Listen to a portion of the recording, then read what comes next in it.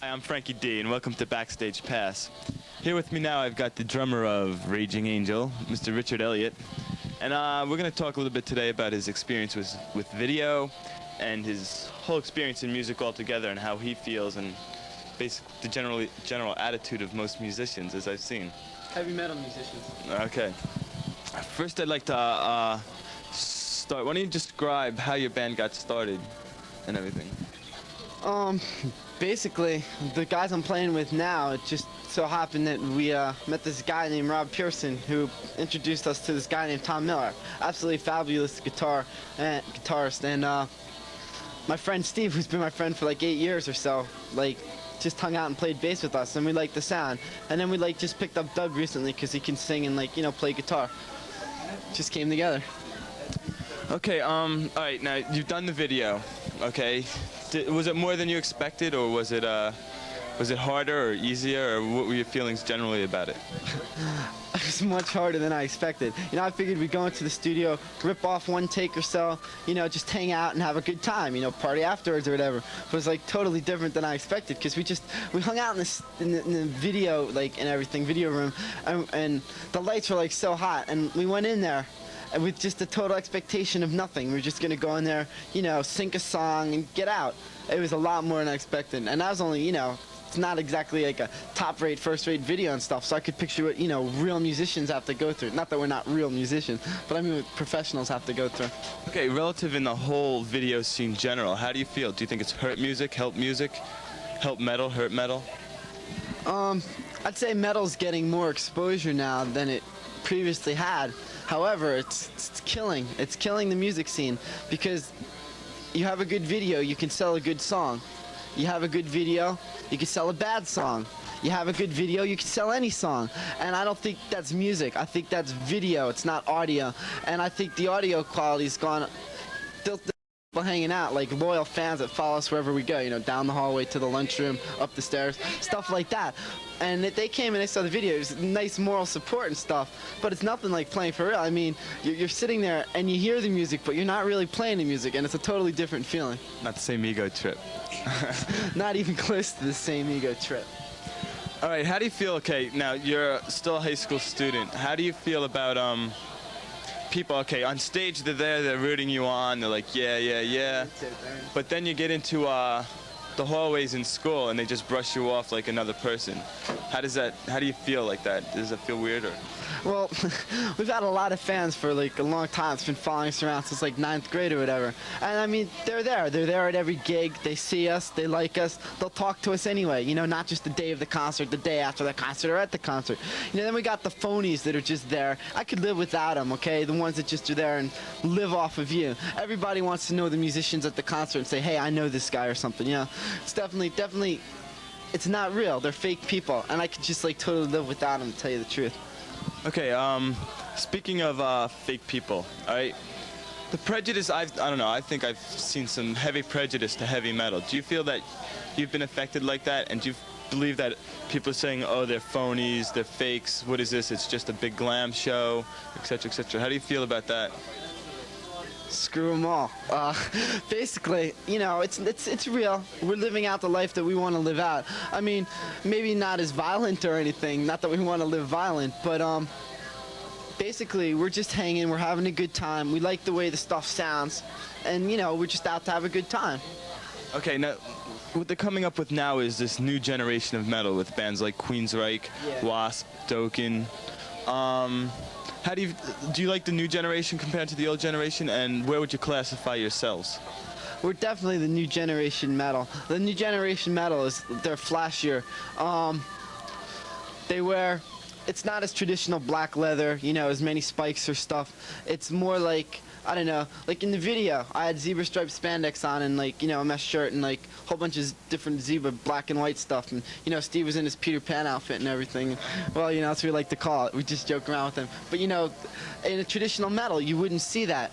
As far as the music goes, there's some good new metal groups like Queensryche that have a lot of talent. And then there's groups like Keel and Wasps that are good. They're senseless and stuff. But, I mean, they're nowhere near as talented as, say, an Iron Maiden or Queensryche, So So basically, you know, you have your good old generation and new generation, and we definitely fall under the new generation. Just, I think it's dress mainly. I don't know if it's the music. Okay, all right, there's always been that heavy metal satanic backing whole deal. Now, first of all, I know most metal musicians feel that that's, you know, a bunch of malarkey. Basically, do you feel that the new generation metal is getting that same kind of backing and that same kind of prejudice? And No. It's quite evident in Queensryche. Okay, they're a good new band that's coming up, and you go through the list of their songs. They have nothing to do with Satan. They're not even trying to sell it as a gimmick. I don't think you need the gimmick of Satan in heavy metal anymore. The songs that we write have nothing to do with Satan. They have nothing to do with hate. They have nothing to do with anger. They do have something to do with rebellion. I mean, it's a stage of life for teenagers. But as far as Satan goes, I think he's like starting to leave the scene. Maybe the old generation's still holding them over, but as far as the new generation, you do have Wasp, who's like quite satanic, however, and some of their words are like quite insane. But other than that, you know, I can't really think of like any groups that are really relying on Satan anymore, you know, that are coming up. You don't have to. all right, let's go back to the band. Do me a favor, describe each man in the band. Describe what they're like and who they are really. Okay, we have Steve. Okay, Steve's been my friend for a long time. I can't even remember not being his friend. Now he's quite a weird guy because he could be really loud and rambunctious and then really quiet. The next thing, Steve used to have a problem of not moving on stage. Now we need chains to keep him tied down. He definitely moves a lot. He's into the scene. He's definitely probably the biggest perfectionist in the band. Every little thing's got to be right. And you know, he freaks out at the smallest little details. And we get into arguments like a little bit at band and stuff practices. But other than that, you know, he just wants it to be good. He wants it to be solid. He wants to have a good sound quality. Then we got Doug Jacobson. Okay, we had him in a band earlier, and that didn't work out too well because the different varied interests in music just weren't holding us together. And he was such a strong force. You know, it was like he wanted to be like, say, the showman and stuff. And it's the Doug Jacobson show, you know, which was cool at the time because I must admit at the time he was probably the best showman, okay? But we couldn't deal taking second place to him. Later on, like, you know, when he returned back and he came back into the band, it was a new and different attitude and everyone came out of their shell.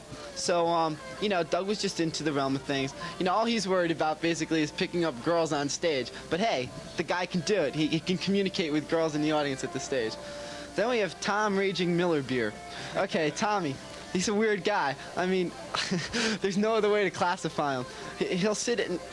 He'll rip off a really intense lead and stuff, and he'll start banging the guitar over his head, a Charvel, okay? Like $900 guitar over his head.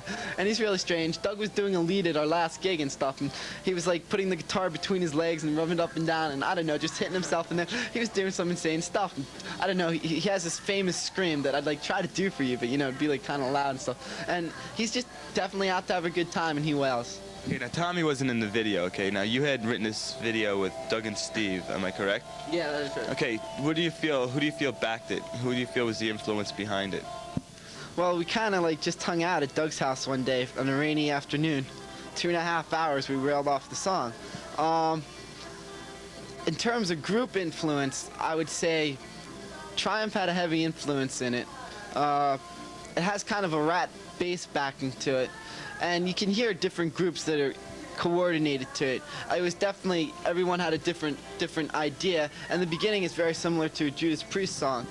And it goes all over the realm of like different groups.